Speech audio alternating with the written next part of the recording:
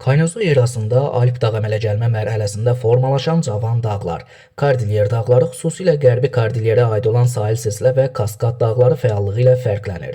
Şərqi Kordilyerə aid olan Qayalı dağlar isə Mezozoyda Kimmeri dağ əmələ mərhələsində formalaşıb. Kordilyerdə ən uca zirvə Denali 6194 metr, Cənubi Amerikada Ant dağları ən uca zirvə Aconcagua 6960 metr.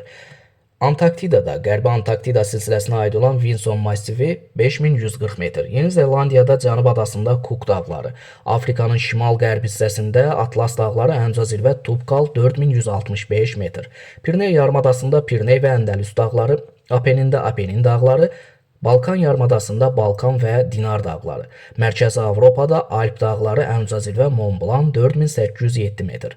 Şərqi Avropa düzənliyinin cənub-qərb hissəsində Karpat dağları ən uca zirvə Gerlachovski Şidid 2655 metr. Krım yarımadasında Krım dağları, Qara Xəzər dənizləri arasında Qafqaz dağları ən uca zirvə Elbrus 5642 metr. Türkiyədə Pont və Tavr dağları, ümumiyyətlə Türkiyədə ən uca zirvə Ağrı dağ sönmüş vulkan konusudur 5137 metr.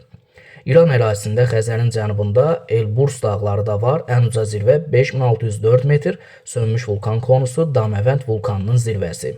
İran-İraq sərhəddində Zagros dağı, İran-Türkmənistan-Əfqanistan sərhəddində Kopet dağıdır, sonra Hindquş dağları, Qaraqorun dağları, ikinci ən hündür zirvə Jogori 8611 metr. Himalay dağları ən uca zirvə Jomolungma 8848 metr. Pamir dağları, Tacikistanda ən uca zirvə Səmənipiki 7495 metr. Çin ərazisində isə Pamirin ən uca zirvəsi Kongur zirvəsidir 7719 metr. Belə qeyd elədiyim bu dağlar Kaynozo erasında formalaşan cavan dağlardır və ya Alp dağ əmələ formalaşan cavan dağlardır.